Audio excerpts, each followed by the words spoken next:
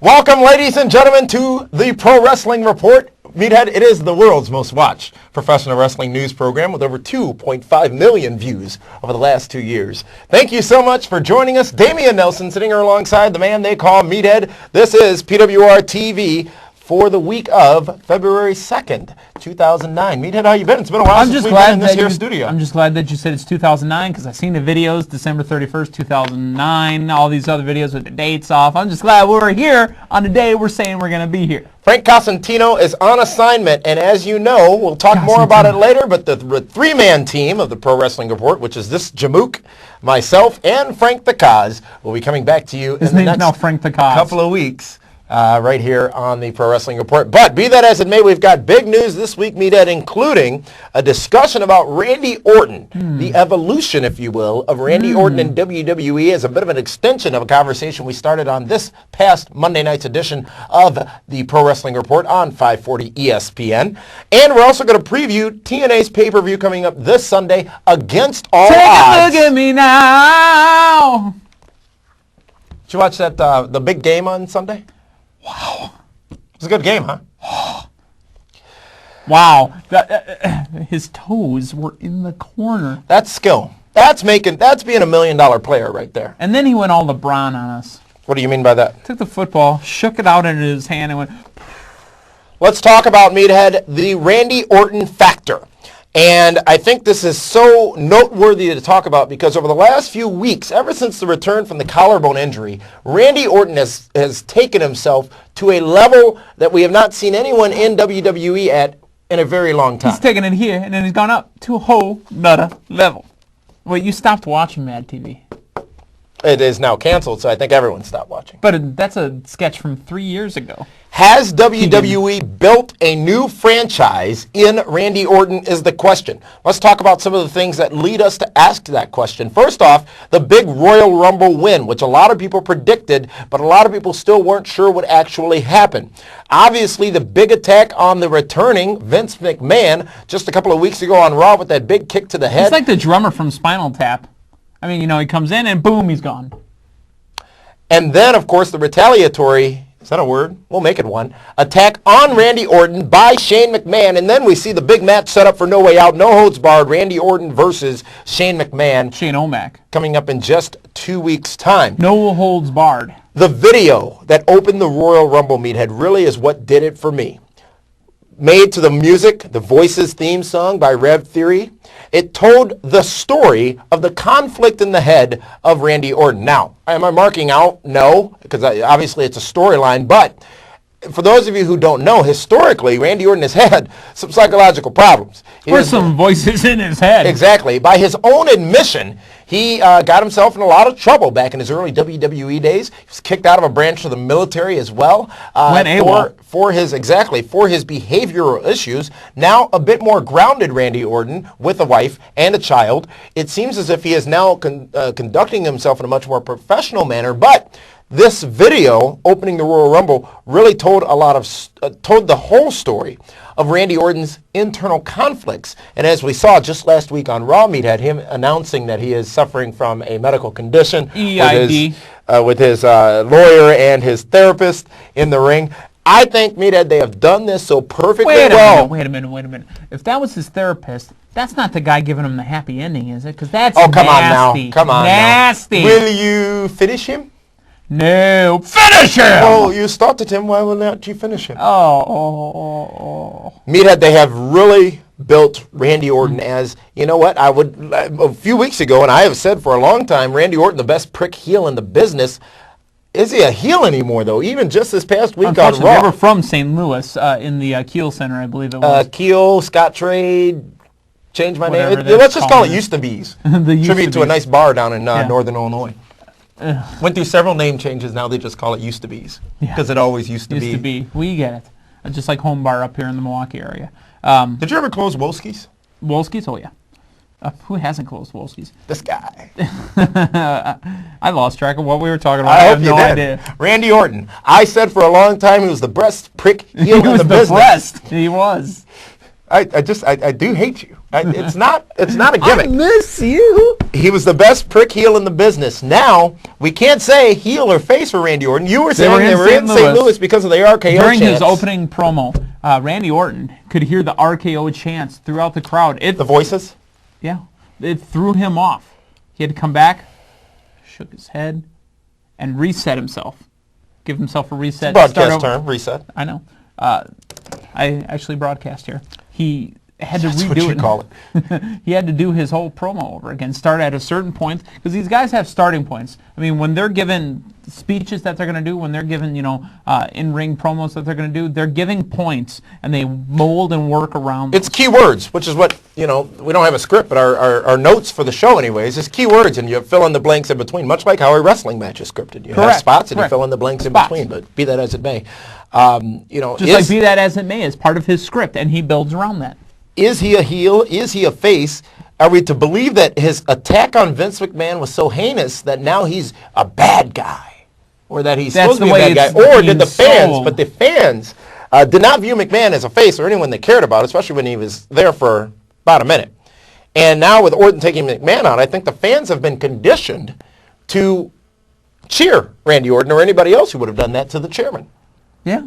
And, maybe they could have picked somebody else. But who is as beloved as, say, like a Hulk Hogan would have been? JR. But I'm talking about in-ring competitor.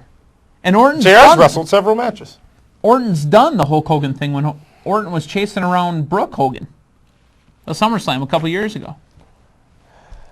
Is he the perfect superstar? Is Randy Orton what a wrestler strives to be? He's got the physical talent. He's got the look. He's got the company behind him. T-shirt. He's got great merchandise. He's got the music. He's a third generation, or second or third generation superstar. Is he really, we talk about people having it. And Randy Orton, when he came into WWE, remember, he is the youngest WWE champion of all time, taking that title from Brock Lesnar, which may have been the only reason they gave Orton the strap, because it was the next year after Lesnar left. And they tried to wipe away Lesnar's name. Yeah.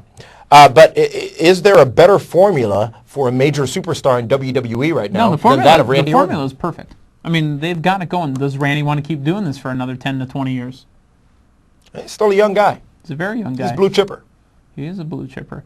And when he was coming back with the RNN, Randy... Exactly. That's what I was just fixing to go to. Look at the transition, or look at the progression of the Orton story when he came in. And remember, JR was his biggest supporter, at least in the storyline purposes. JR would yell, he's a blue chipper! This guy's going to be great right here. And he came in one of his first matches, got a shoulder injury, and then there were the percentage updates as to how much longer it would be before Orton was able to step back in the ring. Especially the one, and you'll fill in the blanks for me. I'll give you the points, and you'll fill in the blanks. Randy was talking about his percentage. He did something, and he dropped down a couple points.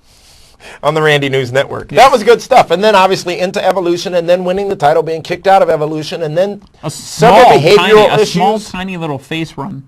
Yeah. Several behavior issues, and then several injuries, taking Randy out of action for quite some time. Now, Randy's certainly the top heel on Raw. Yeah, but absolutely. Is he the top face on Raw? No. That Who's would the top be face? John Cena. That is very true. I know. That's why you ask me, because I tell the truth. Are you seeking the truth? No. Ron the Truth Killings is over on SmackDown. Oh. What's up? What's up? Hey, whenever he walks into BW3s, they yell that too. Randy Orton, seemingly at this point, one of the most well-positioned superstars in professional wrestling. Yeah, he's over. I'm talking WWE, TNA, and Ring of Honor. He's over. I am intrigued by the Randy Orton storyline, which is going a lot to say about what WWE's product is right now, because the only other storyline I'm really interested in is this Matt Hardy turn, which I think was explained perfectly on SmackDown this past Friday. What a promo. What I didn't like, though, in that promo on SmackDown this past Friday by Matt Hardy was the music that slowly crawled up underneath. I'm like, what is this? Some type of canned piece? But then it all made sense, because it was like a retrospective promo along with a live dialogue explaining the entire story. And Matt Hardy, I know we've transitioned here, but Matt Hardy kept the window open for a potential third-party participant in all of Jeff's... You always blamed me for Jeff's problems. I didn't like that part either. And Does that mean now Matt Hardy doesn't come out to his same music anymore? Does that mean Matt Hardy has to get new music? No. Oh, yeah. Don't know, but those really are the two intriguing things, along with the, and it's losing a little bit of its fuzz, but along with the JBL HBK storyline, really, along with anything else involving Santino Marella, really, there's nothing worth clamoring to WWE to see unless Miz and Morrison are. I guess the more I talk about it, there's a lot more actually in WWE than I realize. Well, I'll tell you what, WrestleMania is being built. I mean, that top half of the card is very heavy. It's there. That's a good 2 hours worth of watching right there. No Way Out obviously is going to be the two Elimination Chamber matchups for the championship. The title. Yeah. The champion on the SmackDown side of things is Edge. The champion on the Raw side of things is John Cena. Do you anticipate or do you expect to see either of those titles change hands at No Way Out? No titles will be changing hands. The winner of the Royal Rumble with their choice of titles is Randy Orton. Is it going to be Orton Cena at WrestleMania? And if so, who does Edge face? It's not Jeff Hardy. Does Triple H have enough time to get himself back in this thing? Why is it not Jeff Hardy? I don't foresee that he's going to be put in that position because he's got this program now with Matt. And there possible rumors are third party. Rumors are some type of a gimmick match at WrestleMania between Matt Hardy and Jeff Hardy. Yeah, because remember the last match that we had? Not a gimmick match though. Yeah, it was. It was in a cage. It was not in a cage. It was in a cage. That was Armageddon or Vengeance. Terrible. 2005, I believe it was. And it was a singles matchup, one-on-one. It did not deliver. It did not deliver. But no, it was not in a cage. Oh, terrible. So who's Edge's opponent at WrestleMania, in your opinion? Trips. Yeah. Yeah. Maybe that's going to end up in a three-way match. Edge, Trips, and who? Jeff? Edge, Trips, and Taker? Yeah, who's Taker? Taker's not in a feud right now, in case we didn't notice. And Taker needs a match. Who's he going to go against? Mark Henry again? Finley? What is it, 17, if he goes and wins in this particular WrestleMania? It's in Houston. He's from Texas-ish. Really, as you said, WrestleMania is being built. I wonder if they're building it pretty slowly because normally, going into No Way Out, you sort of know what's going on. You sort of know what's going to happen. Well, the top half of the card, you have an idea of what's going on. Have an idea. But I don't think it's quite clear who Edge is going to face. You already have your celebrity tie-in by the very insane Mickey Rourke. We'll talk about that. We talked about that, rather, on the ESPN radio show this past Monday night. So check that out right here on the site. You've already got your title matches are set. Orton's going to be involved somehow. Cena's going to be involved. Triple H, Edge is going to be involved. Undertaker has to have a match. Somehow you assume that JBL and HBK are going to have a match against each other. Which actually, I don't think either of us could have said it when this first started back at Armageddon. That it can make it to WrestleMania. Or that it would be a match worth looking forward to. That's one I certainly am looking forward to. JBL is so great as far as promos outside of the ring. And is such a great heel that it just gives such a dynamic to this feud, and HBK obviously can always perform, and it's almost like, all right, well, who are you putting me in with this year for WrestleMania? Because he really hasn't had, I don't think since he wrestled Cena at WrestleMania 21, was it? Oh, no, he had a championship match at 23 against Cena as well. But last year, anyways. 21, Cena won the belt against JBL. That is true. In Hollywood. Los Angeles, where they're not getting their tax returns back. You don't play with a man's money. They're withholding for 30 days all of the tax returns in California. You don't watch the CNN? I've got it in high definition as well, and I still don't watch it. You don't look at the info on the sides? No. So we are very intrigued, folks, to hear. We'll talk more about WrestleMania as it draws closer, but we are intrigued to hear your thoughts on Randy Orton, the progression of a superstar. Is he the biggest superstar in wrestling right now? And did WWE and is WWE doing the right things with them? So go ahead and send those comments and any ideas that you have to us right here at the site, pwrshow.com. You can send that email to comments@pwrshow.com or go ahead and put it in the shout box or the forum, both here at the site. If you're watching us on television in southeastern Wisconsin, the brand new pwrshow.com, our best ever, I would say. We'll stick with this one for quite a few years. No, quite a few years. We've tweaked, we've tried, and we got it right now. The web team has done a very good job. We're on national television. You're playing with your areolas there. Comments at pwrshow.com and send us your comments and questions on that. And as a matter of fact, Meathead, you don't even know this, but the marketing team has come up with a new idea. We are going to be doing, in addition to our monthly 10 best episodes, of which, remember, you can vote at pwrshow.com for your 10 best. Just go to the 10 best page under the TV section. I feel the wrestling theme song one was our best ever. Will there be a 10 best of our 10 best episodes? And vote. Vote for the... It makes sense if you... Vote for the... It makes sense. Vote for this month's 10 best episode. But in a response to a lot of your suggestions, we're going to be bringing you a monthly Q&A episode. So send those emails in. Oh, it could be like a YouTube shooter. I've always wanted to be a YouTube shooter. No, you're beyond that. Send in those questions, and we will do a special episode simply addressing your questions, giving you answers as best we can answer them right here on the Pro Wrestling Report. I can't wait to be a YouTube shooter. A special show which will be coming up for you in the next couple of weeks after we compile the list of questions recently submitted. For those of you that don't know what blue screen is, you know what we're going to do for our Q&A? On our blue screen, we'll actually put some dirty laundry back there. And we'll go ahead and set up a whole thing. I think that'll work perfect. PWR Q&A coming soon. You'll find that section at pwrshow.com where you can submit your questions for the panel's answers. Now, just remember, as a disclaimer in advance, Meathead answers are never thought out and should not be taken seriously. What? That's not right. Speaking of Q&A and comments, we submitted or solicited your Randy Orton comments. We did get an email just recently from a viewer who is nameless on here, but it was about the Randy Orton thing. He says, I was wondering your thoughts are on the character, quote-unquote, character of Randy Orton and also Y2J. The two seem to be producing, I'll let you answer the Y2J part, Meathead. The two seem to be producing, in my opinion, the most heat, the greatest depth, and dynamic as a wrestler today. They both have great mic skills, especially Y2J, and I don't see anyone else that is able to compete with them on the same level. Randy and Chris seem to have found their niche with their character. What are your thoughts on my comments? We've done Randy Orton. We've not extensively. To death, we spent about 14 minutes on that. We've done Randy Orton, but Y2J, nobody can intellectually joust with him, with the exception of maybe JBL on the microphone. Y2J even carries himself now as a heel who's got an attitude, an edge, a chip on his shoulder. With the tight tights. Yeah, with the tight tights. It was, yeah, I don't want to go on down that road. But Jericho, I think, has got to be, along with Orton, probably the top heel. And our emailer here, who, again, Dameon and the interns didn't research the name. Our emailer, I could give out his email address, but if you look at this as the interns prepared it, there's no name on here. Don't do that. We'll fire that guy, too. They've actually fit into a role. Now, Y2J, would I like to see him as a face? I kind of like him where he is now, because that keeps a Chris Jericho more for me than it is for every fan to, yay, Y2J, Y2J. I like it when they boo those guys so I can cheer for them.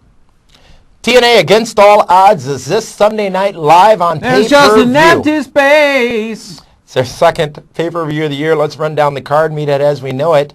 And if you want to hear what we thought of the Main Event Mafia taking over Nitro, Impact last Thursday night. Make sure you check out our that's never happened before. The PWR on ESPN Radio brand new. From this past week. Be that as it may, Scott Steiner versus Petey Williams as Big Papa Pump meets Little Petey Pump, the Maple Leaf Muscle. I don't know if I want two guys in a ring with pump names. Hey now. Your thoughts on that matchup? Petey Williams, the man who I think has the single greatest finishing maneuver in the history of professional wrestling. I was going to say business, but... Same thing. Yeah, Petey Williams needs to go over, even though Scott Steiner will go over. Petey's been laid out for the last several weeks on Impact after making his triumphant return. Or Nitro. In a referee brawl, Shane Sewell, who I'm sorry, I just can't care about, is going to be taking on Booker T. Who I actually care about again. Shane Sewell's actually, he's a decent wrestler. Here's the problem. When you look at Impact, and I'm not knocking Impact, but you don't have the passion, you don't have the reaction from the fans that you sometimes would expect to see, especially comparatively speaking to what you get from World Wrestling Entertainment. Reason being, Just like Worldwide, just like the other shows that have been produced in sound stages at theme parks, the fans they turn over. You're getting different fans every week. People aren't, you have your core people that go to every TNA taping or regular TNA tapings, but that's the thing they're lacking. So with the Shane Sewell thing, every week, they're getting a little bit of a pop out of this referee attacking people, but watching it on TV each and every week, it's like, all right, well, Shane Sewell's attacking somebody again. Why is he still a referee? Why was he put in this match? What sense does this make? He's already been fired as a referee and rehired as a referee. I did like a couple of weeks ago, though, when Charmel came out. Booker T needs to speak to you right now. But that matchup, Shane Sewell versus Booker T. Shane might pull out a win in that one. No, give it to Book. Respect. The tag team that exploded, that of Abyss and Matt Morgan. Matt Morgan, who wears a lot of oil. But he's not as orange as everybody was at the Royal Rumble. Booker T, Abyss versus Matt Morgan Tell me they won. Grudge match. Your thoughts? Matt Morgan needs to go over in this one. The blueprint. Yeah. I will say over the course of the last few weeks, I've been much more impressed. Ever since, I don't remember what week it was, but we said on this program that he cut one of the best promos, if not the best. He's been doing that for a while, and you weren't recognizing it. Well, I was recognizing who the hell he was. You weren't recognizing it because Matt Morgan, as your stereotypical big man, wasn't going over the top rope. Oh, no, he was. He shouldn't have been. I'm talking about walking over the top rope. No, he was. He just shouldn't have been because he had to reach. Okay. Reach. I got you. Should be a good match, though, especially if the old Abyss returns. Yeah. Hopefully he doesn't wear that. Hopefully he doesn't wear that tan stuff. The TNA Knockouts Championship will be on the line as Awesome Kong wrestles ODB. Awesome Kong is injured. I think they need to put it to ODB. You talk about crossing the line. She crossed the line many that line times. on every single episode. That's why we love her. And there's so much that she says that if you're not listening intently, you may miss. But the mistletoe on the Christmas episode is some of her best work yet. And you may not have even caught it because they didn't mention anything about it. It was just like boop, boop. It's like watching PWR and Meathead keeps talking and sometimes they just go on to the next topic. You think ODB's going to walk out with the strap? On. The tag team titles are on the line as the former champions, See how that was done? and Consequences Creed, go up against one of the best tag teams in the business right now, Beer Money Incorporated. I need to talk to Lethal and Creed right now because I'm sorry about your damn luck, but Beer Money's got to walk out with the belts. Best tag team right now in the business? Right now. Beer Money? Right now. Incorporated? Right now. Better than Miz and Morrison? Better than Crime Time? Miz and Morrison, see, I like Crime Time. I know a lot of people don't, but... JTG, by the way, I don't know where he's been hiding it or if I just haven't been looking. One of the most impressive showings in the Royal Rumble is wrestling skill. Mm-hmm. He pulled some moves out, I think it was the Raw the week before, potentially the week after, pulled some wrestling moves out that I didn't know he had it in him. Well, that's the thing. WWE does squash a lot of guys from doing particular moves. I think Beer Money retains because that's a smart thing to do. The X Division Championship is on the line as Eric Young takes on Alex Shelley, the new X Division champion, one half of the Motor City Machine Guns. This one's been building for the last couple of weeks. Is Eric Young really believable as a TNA X Division champion? Again, as the last time he won the belt, the decision was reversed. Last time he won the belt, he didn't win the belt the last time. Super Eric won the belt the last time. Oh, sorry. Two different people. Yeah. Super Eric. It's like Mrs. Doubtfire. Yeah. Alex Shelley, I think there's going to be some Chris Sabin action in that, and Alex Shelley retains. Beer Money better than Motor City Machine Guns? Oh, yeah. Really? Oh, yeah. Chicken down. Brutus Magnus has an open challenge. Is it for the barbershop? Brutus Magnus. Oh. Not Beefcake. Oh, so Magnus. Magnum TI or Magnum PI. The main event is Sting versus Brother Ray versus Kurt Angle versus Brother Devon and another messy, mangled crap haul for the TNA Championship. Sting hasn't defended the championship, I don't think, singularly in 3 or 4 months. And who cares? Perhaps since Bound for Glory. And who cares? Well, and here's the problem I have with the Main Event Mafia. Sting didn't defend it at Bound for Glory. He won it at Bound for Glory. How can you have dissension in the ranks? How do you have Sting and Kurt Angle sort of fighting against each other? If this is supposed to be the dominant... This stuff happens a year later, not 3 months into it. It's just... And why is Scott Steiner in a T-shirt? Why is Booker T in a robe? If they are modeling themselves after some of the greatest factions in professional wrestling history, such as the Horsemen, such as Evolution, I would even say. Or I don't care if you're taping 2 shows. Go back in the back, take your T-shirt off, put your shirt and tie back on, and present yourselves as the champions and as the main event mafia that you would be doing if you were the main faction in the organization. Now, I like a lot of things about the main event mafia, but it's just so frustrating. And we talked on the radio show this past week about why Impact was just laughable last week when the main event mafia took over. Be that as it may, Sting has a chance of losing the TNA Championship to one of 3 men. Angle in this match, obviously a little bit of dissension. Brother Devon, Brother Ray, out there still hanging, Meathead, is will Brother Devon and Brother Ray join the main event mafia? No, that's not hanging. I don't think it's hanging because... We know Rod Blagojevich will not, even though he's been offered the opportunity to be the chairman of main event mafia. He's the former governor of the state of Illinois. Oh. He's going to hang out with Sarah Palin? You know who that is, don't you? No. You don't know who that is? I haven't been paying attention. As much as you liked her back in her WCW days. The WCW? It's Daphne. Oh. You didn't know that? Daphne. Oh. It's like sitting next to an episode of Family Guy. Oh, giggity. This is the first pay-per-view that AJ Styles is not participating in. I didn't recognize her because she wasn't screaming my name. This is the first pay-per-view since TNA took their pay-per-views monthly that AJ Styles is not in a match. And this is the full card, folks. There were a couple of spoilers in there from what you'll see on Impact this week. But I thought we were spoiler-free. Well, we just announced some matches that were pretty obvious anyways. The Brutus Magnus Open Challenge. Sorry, we spoiled that for you. Sorry. And plus, most people are watching this on Friday on television in Wisconsin. No. If you're on PWRshow.com and if you have signed up for membership, you get exclusive registered member rights to the early release of the PWR on Wednesdays. That there be a siren for the spoilers. We promised. We promise you as well that we'll be back again next week with another brand new episode of Pro Wrestling Report. It's done already? Francis Cosentino, I believe, is going to join us next week, where we all 3 of us back here in this studio. We got to get the walls brought back out. We had some drywall put up in here so we can build you an office similar to Milton's own office. That's why that crate of Quick Tube is over there. Quick what? Quick Tube. Oh, for the man they call Meathead and the Cause. This is Dameon Nelson saying, thank you so much for joining us. You know what else, too? One more. I'm sorry to interrupt you. You know who we should get in here? Because his name is on the credits all the time. And they're like, this guy's never on the show. His name are on the credits all the time, and this guy's never on the show. He needs to walk in here. What's his name? His name is Carl Wesley Love Leinenkugel. Muhammad Weiss. You messed it up, as usual.